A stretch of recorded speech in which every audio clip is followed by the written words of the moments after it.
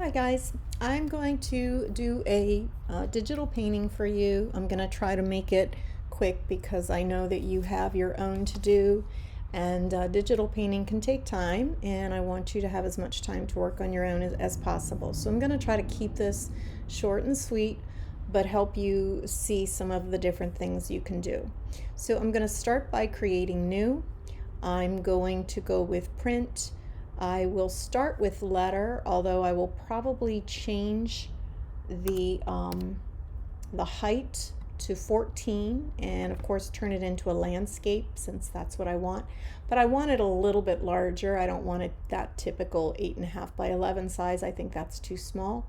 I'm going to name it Mrs. C Digital Painting version 9. Yes, this is probably the 9th version. So there I am. I'm ready. It's named, and there's my space. And I want to teach you how to do this based on a photograph in the event that you want to use a photograph as a place to begin. So if I open the photo that I'm interested in using, I decided to go with a beach scene. And so here is my beach scene. I've got clouds, I've got water, I've got sand, and there's just a little bit of palm trees there. So I will take this photograph and I will slide it to my painting, and I will slide it down. I don't need this anymore, so I can say goodbye to that. The next thing I want to do is I want to enlarge my photograph by going to scale and making it the size that I would need this to be. All right, very important what I'm about to do. Please don't forget this step, because if you forget this step, believe it or not, I am redoing this because I forgot this step. It's really easy to forget little steps, and I don't want you to make the mistakes I make. So this is my photograph, okay? And I've named it photograph. But I don't want to paint on my photograph. I want to paint on layers. So I need to create a layer. And this first layer is going to be my sketch. So I'm going to name it sketch. Now, if I go back to the photograph and I change the opacity on it to something much lighter, maybe 47%, that's not bad. I can still see it, but I'll also be able to see my pencil. So I'm going to go back to my sketch. I'm going to grab my pencil, go with a dark color, something you're going to see. You won't see it in the end, but at least you'll have a sketch to go by. Now check how many pixels it is. You might find that your pencil is preset for 1 pixel. Well, that would be pretty tiny. It's set at a soft round. Soft round is fine. Hard round would be fine as well. I'm really just drawing here. 11 pixels. I can see the little dot on my screen.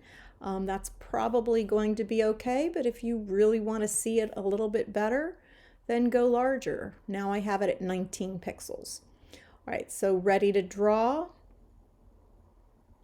And I'll start with the line that separates the water. Don't worry if things aren't perfect. There'll be plenty of time, plenty of time to fix that. So let me go back here. All right, so I've created a line there. Oops. Because my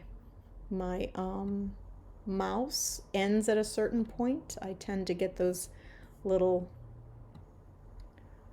curves. You're probably better off just stopping when you realize you're running out of space so that you don't have that happen to you. But it's not the end of the world because this is just a sketch. And so now I will go in here and draw what I think this palm tree might look like. If you feel like there's some details in there that you want to include, feel free to draw them. But I'm more concerned with what is on the outside. I'm just kind of going with the boundaries. of this. There seems to be a little plant here. I'll add that. My clouds. Now the clouds are really going to take on their own life. So me drawing these clouds could be helpful in some ways, but in other ways I may do my own thing when it comes to the clouds.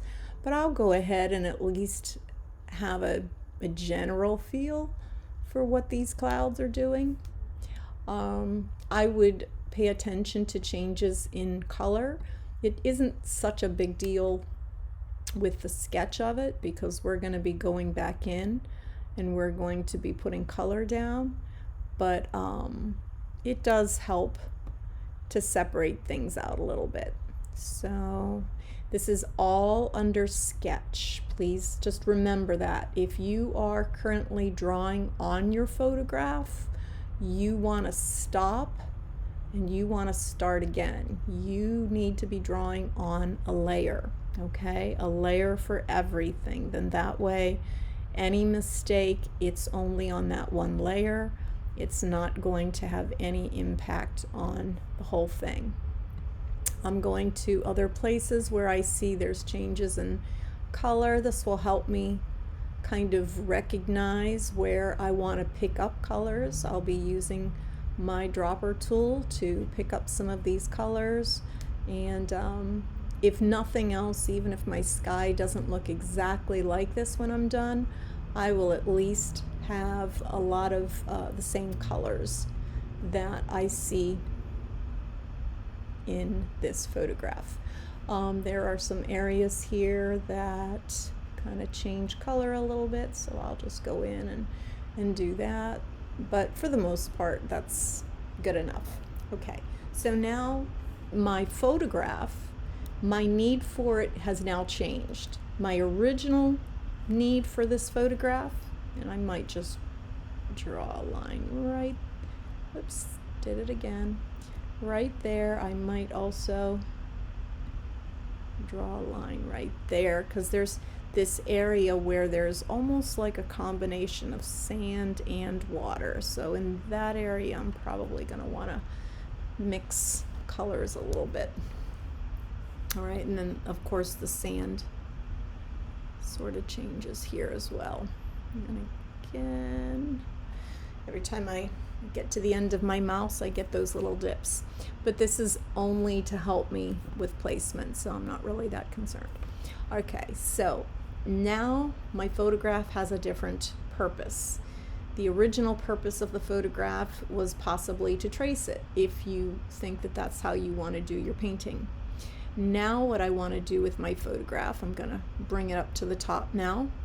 I'm going to raise the opacity on it so that now I can see the actual colors.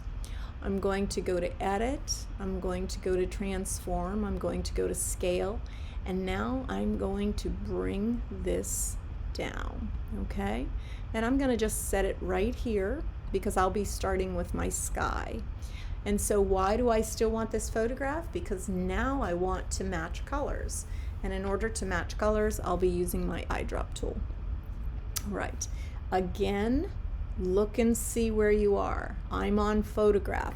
I can't start anything till I get a new layer. So right now I will check. The size of the photograph is fine, but most important, I need to put in my first layer. This layer is going to be titled Sky, okay?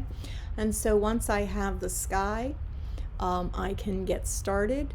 The first thing I want to do is start picking colors. So I grab the eyedrop tool here and I pick colors. Blue, you see the blue just showed up in my swatches. If you don't see this up here, couple of things. Check to see what type of workspace you have checked. Do you have painting checked? If not, check painting. If you still don't see color and swatches up here, then go to your window, go to color, make sure color is an option, make sure swatches are an option, okay? So I've got my first color, which is the blue, and it's showing up there in my swatches.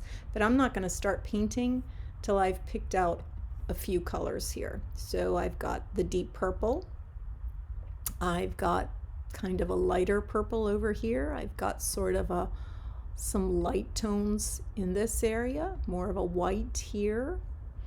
I'm just picking out colors that will make up my sky. Okay, some areas will be dark, some areas will be light. Okay, and when I feel like I have a good array of colors, you can see all the different colors up here in my swatches. Now I can start painting. My paintbrush is right here. Now, what's going to be really interesting about using your brushes, there's a couple of things. As I told you in class, let me make sure my brushes are visible. I don't think they're visible to you right now. So we're going to bring our brushes in, and we're going to bring in our brush settings. All right, I may have to, my brush settings is kind of off. Oh, there we go. So here's my brush settings, my brushes and my brush settings. So first of all, I have so many brushes to choose from. Okay, you guys may have noticed that in your V drive, not only did I give you the CIB landscape brushes to upload, but now if you look again, you're going to see that I've given you Clouds by Mila. Okay, and so believe it or not, these are all cloud brushes. You can make your own brushes, and we're going to start out with just putting some color down, but eventually you're going to see some very cool things using some of these brushes. And all of these brushes, if I clicked on one of them, if you look at that right there, it doesn't look like anything special. And yet, when you have it extended to a 15-16 pixel, it becomes something like this, and you can see how that could make a great looking cloud. So these brushes, they don't look like there's anything crazy going on with them until you see them in the size. And so I've kind of loaded you up with those types of brushes, but you can make your own brushes. And every time you make a brush that you like, the first thing you want to do is save it. So if you were to make a brush, let's say this was a brush right here, and it looks like clouds, and I wanted to maybe space it a little more, do a little something different to it, make it a little smaller perhaps. Whoops, that might be too small. Let's just say I wanted something small like this and I wanted to keep it. All I would have to do is go to my little menu here, hit new brush preset, and then I could call it my own thing. I could call it Clouds Maria 1. And so now this is my own brush that I've designed, and maybe I would want to use that. I'm not sure if I will, but at least if I wanted to, I could. So you might design a brush that you really like and decide, oh, I'm going to want to use that in the future. And so if you do decide that, go ahead and save it and name it and go from there. All right, so I'm going to start with this round brush here, 25. Right now, though, it seems a little small, so I'm going to enlarge it by clicking the right bracket. Okay, and you can see in the brush settings how it gets larger. Okay, so this is how big this brush is right now. And I want to start looking at the colors that I want to use. The main color of this background is my blue. Okay, so I want to pull that blue out, and I believe that blue is right here, but to be honest with you, looking at it, I feel like it's going to have to be a little different. That looks more like it to me. So I'm going to go with that color, and with that color, I'm just going to go in and start painting, okay? And, don't worry about the lines. Again, do make sure, though, that when it comes to your layers, you are on a separate layer that says sky. You don't want to be painting on your photograph. You don't want to be painting on your sketch. You don't want to be painting on your background. You need to be painting on a separate layer. So if I turned everything off, the only thing I would see is the blue. okay? But I'll turn everything back on, and now I know where the blue goes. So I'm going to start going in here with my blues and just kind of go in here, and it kind of has a rough look, but that's going to change in short order. So I'll get these blues in here, move my tools out of the way. If I want to start mixing in other colors at this point, say I feel like it's time to bring in some of the violets, I can go in and start bringing in violets. And right now it's really just about getting colors in here, and I'm just kind of doing a rough job of this. And if you want to try different brushes, if this brush doesn't seem to be the kind of brush you want to be using right now, you can always just work with a soft brush. If you do work with a soft brush, you're going to want it to be big enough. So if I were to just say go in here with these violets using just a soft brush, it would look more like that. And keep looking at your image. How does it look? Again, we drew it, we sketched it, but that doesn't mean we're going to necessarily have it looking exactly like this in the end. In painting, there's something called underpainting, and that is like your first layers of a painting. And so in truth, that's what we're doing with Photoshop too. We are doing an underpainting. We are just sort of roughing in some colors where we think the colors should be, and that's really the point for the moment. I've got this violet color here, this very soft violet that seems to be down at the bottom here. Okay, and I'm not worried about the water because the water is going to be its own layer. Okay, so I'm just kind of going in. This is also very violet-y, so I'll go ahead and add some violet-y colors here. When I get to these clouds, I can go ahead if I want to, if I want to try to start putting in the darker tones of these clouds, I can. These things are going to start to get blended very soon, and you will also begin to see what happens when we start using some of our cloud brushes and brushes that we have set aside just for this type of thing. So got some darks here. This seems to be, it's kind of a combination of a blue and a violet. So I'll get my violet in there, and then I'll get my blue in there, but I don't think I'm not sure if that's the right blue, but in the end it won't make that much difference. Get some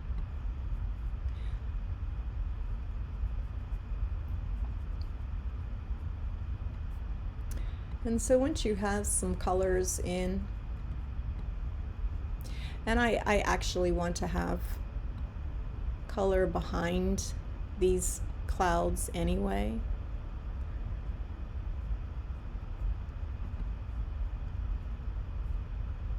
Okay, and I can try blending. This is my mixer brush tool right here. Now when you use a mixer brush tool, the brush can be loaded or the brush can be clean.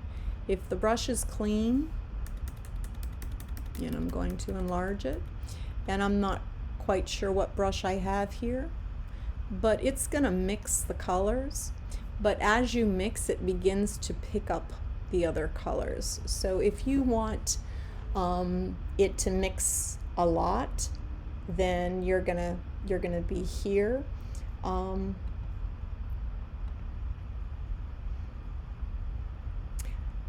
But try different brushes. Okay, so this is your mixing tool.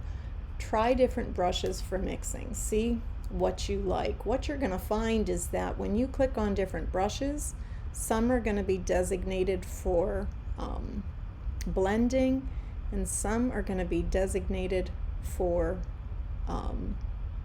painting. And so right now these are sort of blending together, but not quite the way I want them to. So I'm going to start just going through different brushes to see what happens.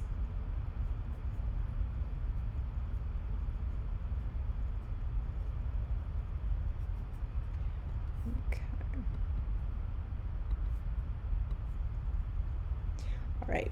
I like the moist better because it does tend to bring some of the colors together, and I have a very large brush right now.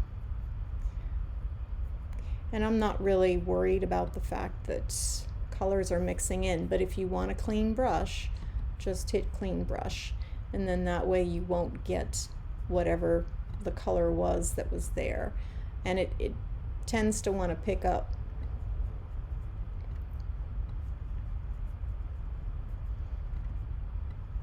whatever color you had.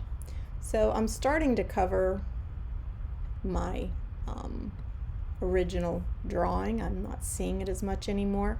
I can always put an opacity on my sky if I want to see, but if I'm not too worried about it, then I won't. And I'm going to zoom out.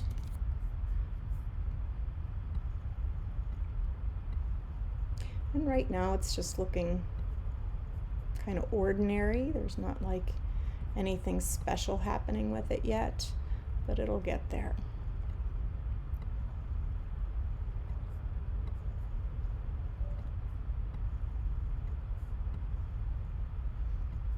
Okay, so now's when I like to begin trying different brushes, different techniques. If you want to look at some of your cloud brushes, for instance, go to your brushes, and you honestly can just try some of them. Let's say you started with the clouds brush that comes with the landscape set. It's going to kind of have a certain effect. It's going to create kind of a blending where these colors start to. And don't worry about your palm trees or anything else you might have, because those things will also, you know, we'll see them later. So I'm sort of doing some like zigzagginess here, and really what I'm doing is I'm blending. I'm not adding any color at this point. I've already put down color. I'm just sort of letting these colors sort of create their own. Let me enlarge this a little bit so you can see better. And so as I do this, and I'm using that clouds brush tool, you can see kind of what it's doing. Is it looking the way I want it to look in the end yet? No, but I'm working on just laying colors down. So for now, I'm going to move this over. I just kind of want sort of this rough look. Right, do I want to put some more color into this before I continue? I probably do. I want to go back, pull up my colors. My screen has gotten a little kind of messy here, but I'll pull up, say, my violets again, and I'm going to reduce the size of that brush. And when I look, I really want this to appear dark. And is that the right violet? I'm not convinced it is, so I'm going to try a different violet. I almost want like a black. I want almost like just a really deep. Yeah, that looks better. So I just want some really deep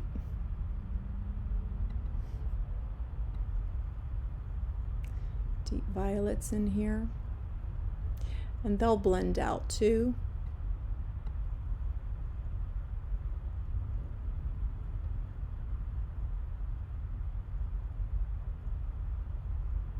And again, when I'm ready to blend, I'll go back to my blending tool, and that's my blending tool, and the clouds brush is on. And again, if it's blending too much,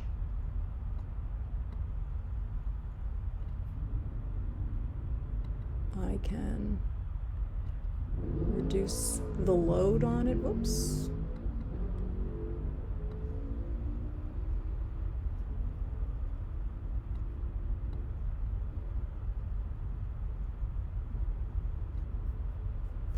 And I'm going to go back to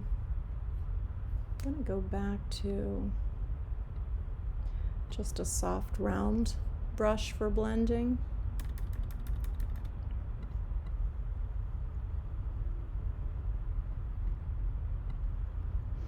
So I just want to soften it a little bit so that it blends in with sort of the... So where things can start to get fun is when I start to get to the areas where I really want the clouds to really start to stand out. Right now I just have this cool, interesting sky, but I don't really see clouds yet. And when I want to see the clouds, I'm going to go down to my cloud tools, and you're going to see that there's a lot of them. And I'm just going to show you different cloud tools. So let's try this one, 614. Okay, now what color would a cloud be? Maybe for now it's just going to be a soft blue. Okay, now when I click on this, it seems kind of hard to notice because I've chosen a light blue. Okay, but it is adding clouds. Okay, now if I start to change that color to, say, a white, you begin to see those clouds appearing a little stronger. I don't want to go with that type of a cloud, so I'm going to keep looking through my options. Now the clouds themselves, I've kind of lost all my swatches. If I pull on the swatches, this is really the color, that yellow there, that's really the color of my swatch of my clouds. If I were to go in here and say go heavy with some of the yellow tones, you would begin to see what would look more like the clouds that are in the photograph, because there's just a hint of yellow to them. Okay, now I don't necessarily want to repeat the same clouds everywhere, and these are set at like 50%, so it's not a complete it's not completely opaque. So that's kind of a nice thing too, because we're layering. We're not just painting in some heavy cloud. We're trying different types of clouds, and we're letting these things kind of overlap each other. So if I were to say try a more white cloud right there, it would give the illusion that it was, more on top of another cloud that I had there. And I could even move this around if I wanted to, although sometimes I think just sticking with one or two stamps of that particular brush works as well. Again, maybe I want to try some blues in here just to create this illusion that this sky is filled with kind of things happening. So right now my sky kind of looks like that. Now I haven't gotten to the serious whites of these clouds, and when I do get to that part, I want those to be single single clouds, and I might end up having to create my own. So if I look, say, at a cloud and I look at it and I'm like, is that the cloud I want? Is that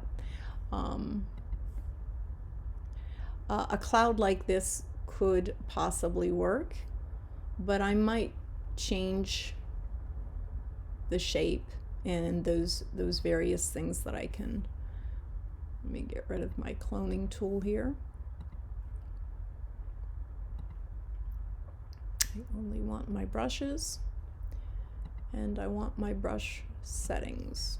There we go. All right, so when I look at this, I can see like what it looks like here. If I were to space it and perhaps change the size, okay.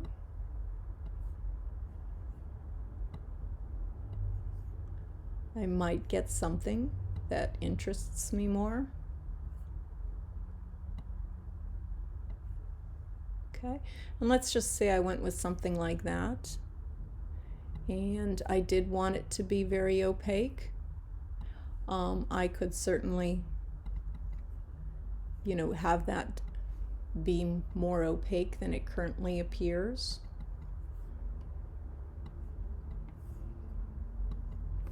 Okay, I can also blend, go back to my blending tool, and when I'm ready to blend, kind of check the brush that you're using when you're blending. Sometimes a fan tool works okay, but sometimes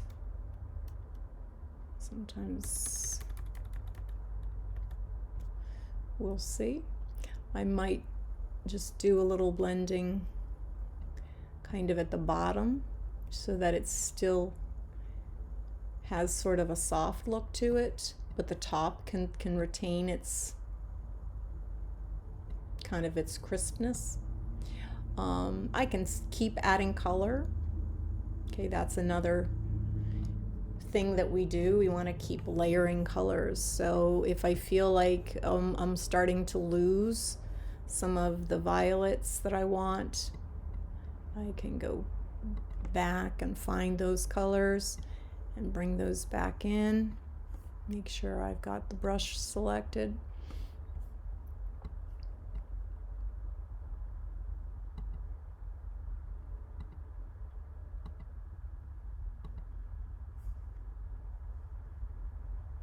And this one could work if it wasn't so big. So I could go in with something like this. And if something is too heavy for you, like say I just did that and I think, oh, I like that, but it's too dark, then change the opacity. You know, try it with a lower opacity and see if it works better for you. And then if you really do need it to have stronger opacity, like in the areas here,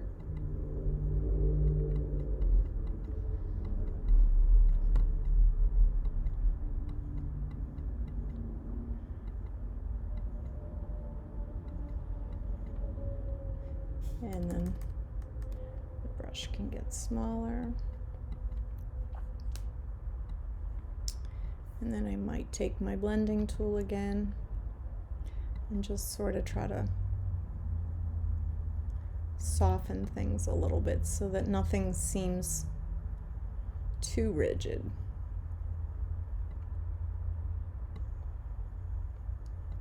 Okay, so I'm going to keep doing this, and I will show you what my finished piece looks like, but I will tell you it is a lot of experimenting with brushes.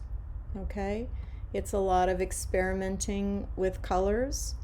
If I move all of this out of the way right now, and if I pull up my layers again, since my layers have disappeared, and I remove the photograph and I remove the sketch, you can see what my painting looks like. So this is my painting. This is strictly my painting, and I can continue to build on this. You know, if I can continue to make this sky look any way that I want it to look, can continue blending. You can try using your blending stump as well, which is also for blending, and sometimes that does an interesting job. So I'll show you the finished piece. My finished piece looks like this. Okay, and again, it's just about working with what you like in the skies, work with the cloud brushes, see what you can do with the water, use some of those different brushes to kind of give you, you know, kind of ripply effects and things like that, and just see what you can do, and just keep practicing, because you will get better and better. And I can already see some corrections I will need to make to this particular one, but in any case, go for it, and if you need help, let me know. All right.